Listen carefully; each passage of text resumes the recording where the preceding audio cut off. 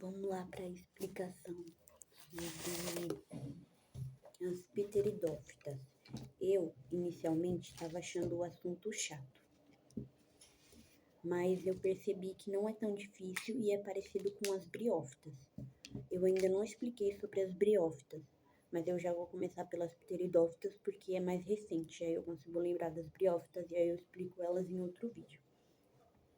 Bom, as pteridófitas são caracterizadas, são parte do reino Plantae, que é o reino que é constituído por plantas e vegetais das células eucariontes vegetais.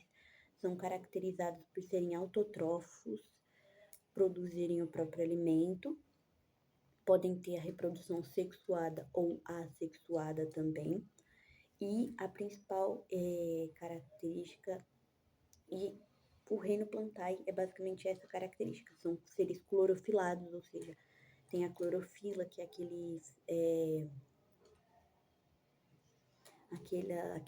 aquela organela que ela é verde e auxilia na fotossíntese, são seres que produzem fotossíntese, mas existe uma diferença entre esses seres de plantas, porque existe uma grande diversidade de plantas, então existem diferenças nos reinos entre as plantas e vegetais constituintes do reino Plantae.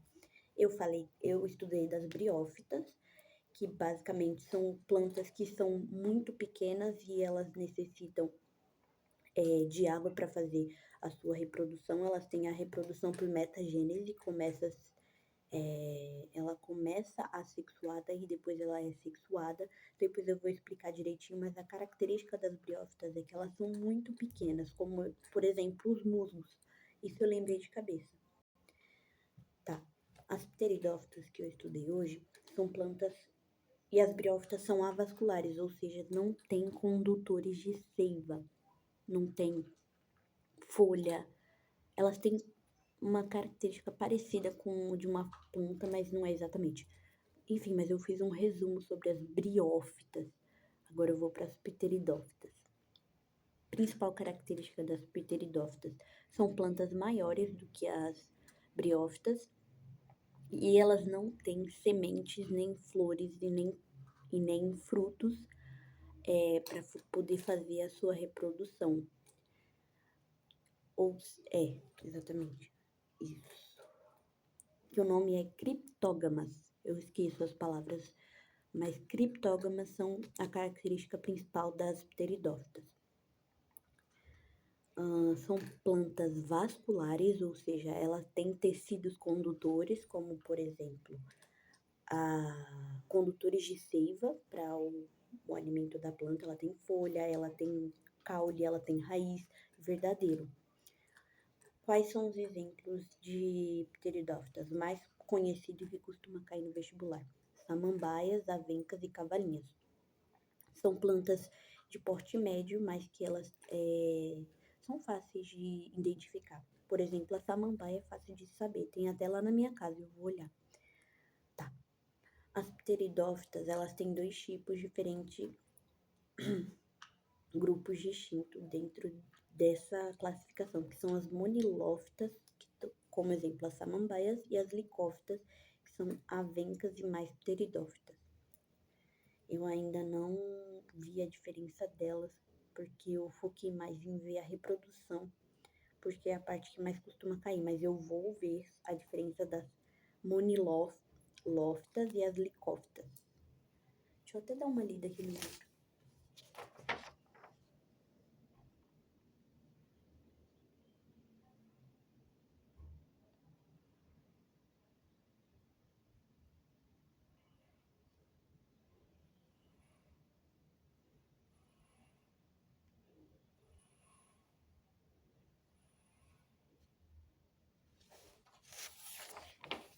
Enfim, vamos lá para a reprodução. Como acontece a reprodução das samambaias, que são o principal estudo de reprodução, porque acontece na maioria das pteridófitas e eu estudei na parte da samambaia. principal fator das samambaias, das pteridófitas. Elas possuem a fase esporofitídica permanente. Ou seja, quando fala esporó ou esporo, tudo que tem esporo é que é feito por esporos a reprodução. Tá, eu vou tentar começar do início. Existe a estrutura da samambaia, que tem no desenho aqui. Cadê? Aqui, ó. Aqui no desenho a estrutura tá ao contrário, mas samambaia é a folha. Tem um exemplo aqui, a folha. Eu vou mostrar nessa imagem aqui, ó, que é mais fácil, do livro. Aqui é uma samambaia. Aquela folha que tem uns negocinhos em volta dela. Aqui é a samambaia. E aí, como que acontece a reprodução da samambaia? Tá vendo esses negocinhos aqui, ó? Tem a folha e tem esse negocinho aqui dentro da folha. Esse negocinho, quando fica assim, quando ele tá muito... Quando ele tá... Tô pronto. Quando ele tá pronto, enfim, ele fica pronto. Tem esse negócio. Imagina que eu tô desenhando uma samambaia aqui. São as folhas, e nas folhas tem essas bolinhas que vocês viram. O que são essas bolinhas? Essas bolinhas são os esporângios. Esporângios são essas bolinhas que armazenam esporos dentro delas mesmas, para quando esses esporos ficarem prontos, formarem células mães, eles ela faz com que eles possam sair de dentro do esporângio. E o que armazena? O esporângio armazena os esporos, e nas folhas, tem um nome para essas folhas, que estão os esporângios, que são os soros, que são esses filamentos assim, essas ramificações que tem da samambaia, que tem as bolinhas. O soro armazena o esporângio, que armazena o esporo, até esse esporo ficar maduro para poder sair, né? Maduro assim, pronto. Tá, tem o esporângio, que é esse negocinho dentro, e quando os esporos estão prontos, eles saem. Lembrando que a samambaia, ela tem a fase de esporófito. Esporófito é a fase dela grande, já desenvolvida. E na fase do esporófito, a fase do esporófito, ela é diploide, ou seja, tem duas gametas, 2 N's. Tá completo. Enfim, tá completo.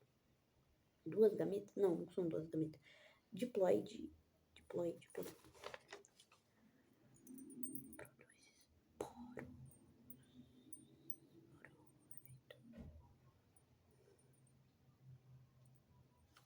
O gametófito tem 2 N, que são diploide, ou seja, tem 2 gametas. Tá certo. Aí o que acontece? Ela tá no esporófito, e aí tem o esporângio, que quando o esporo tá bom, ele libera. E aí nisso é uma fase de meiose, que é o sinal de R com exclamação. Meiose é quando o 2N se separa e forma um N. Ele forma um esporo maduro, para esse esporo poder germinar. E aí entra no segundo processo. O primeiro processo é o esporófito, que inclusive é o processo mais permanente, mais dominante. É o processo de esporófito. Elvira concordou. Aí entra na segunda parte, que é a germinação. O esporo saiu no vento, germinou no local que é propício para ele, e aí nesse processo, na germinação, ele forma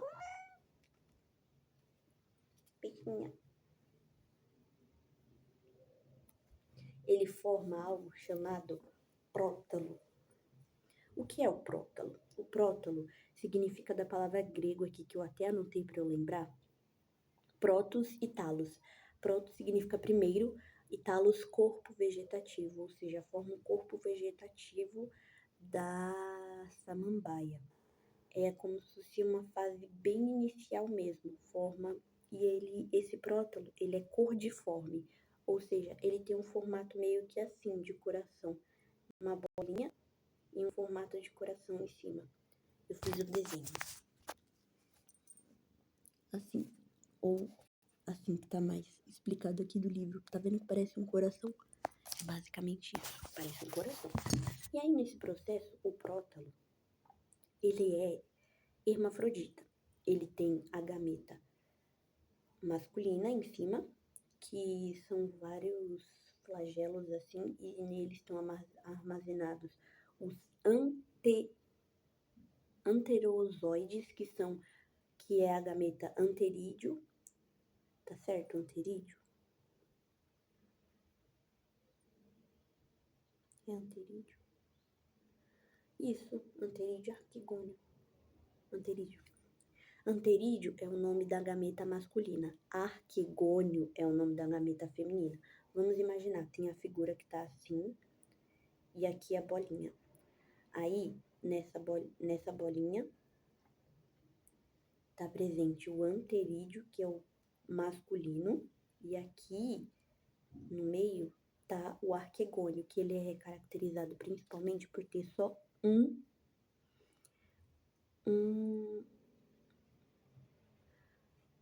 negócio para germinar, a oosfera, que ela pode fecundar apenas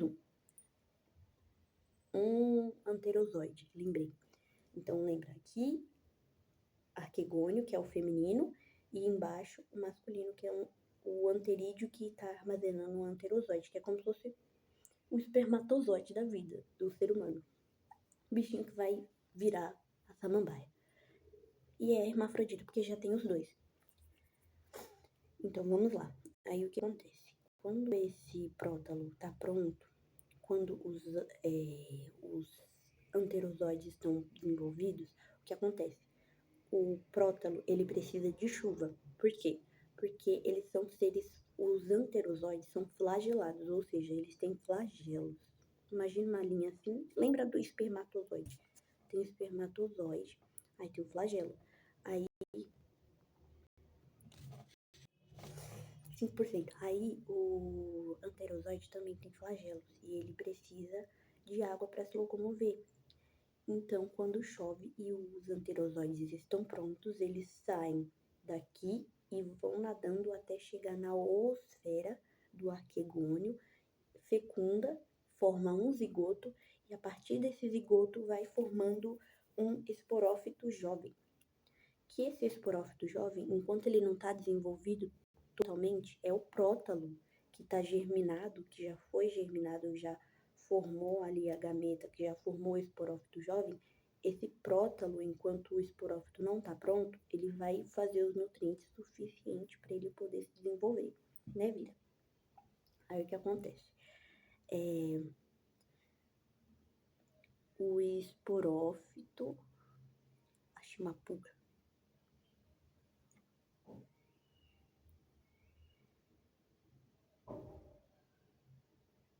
Perdi a pulga. O esporófito jovem é chamado de báculo, lembrei do nome, por causa do deus Baco, porque ele tem na estrutura dele, física, um negócio que parece o cajado do deus Baco. Enfim, é isso, ele é chamado de báculo, e ele tem essa forma aqui, ó. Aqui no livro. Calma.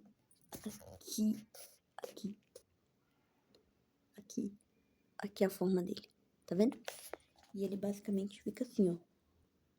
Tem um negocinho por causa do báculo, é por causa disso aqui, que parece o cajado do deus báculo. Enfim. E aí, quando junta, lembrando, nessa segunda germinação que eu falei, que formou o prótalo, existem a gameta feminina e a gameta masculina, que são haploides. Tem um N só e um N só. Ele só tem um negócio para fazer a reprodução. Então, é um processo, quando eles se juntam, é um processo de mitose, porque eles se juntam e formam um parecido com o antigo. Então, um processo de reprodução por mitose. Lembra? Então tem dois. Inicialmente tem dois N, sai os esporos e formam um N. Os esporos formam um prótalo que tem um N feminino e um N masculino. E eles se juntam formando dois Ns, que é o processo de mitose, meiose e mitose. E aí, depois que nós temos o esporófito jovem, que chamamos de báculo, ele vai se desenvolvendo até enquanto ele vai recebendo alimento do prótalo, o prótalo vai ficar sem energia e uma hora ele não vai mais precisar do prótalo, vai se desenvolver e vai virar uma samambaia novamente. Então é um ciclo. Samambaia forma o esporângio forma os esporos saem. E aí esses esporos que saíram formam o prótalo é hermafrodita. Tem o anterídeo e o arquigônio, que formam os dois juntos um zigoto, que vira 2N, e esse zigoto do prótalo vira um báculo, que é o esporófito jovem, e esse esporófito jovem vira samambaia novamente. É basicamente isso, um exemplo da reprodução das pteridófitas. Qual é a característica principal? Elas não têm sementes para se reproduzirem e se reproduzem através de esporos.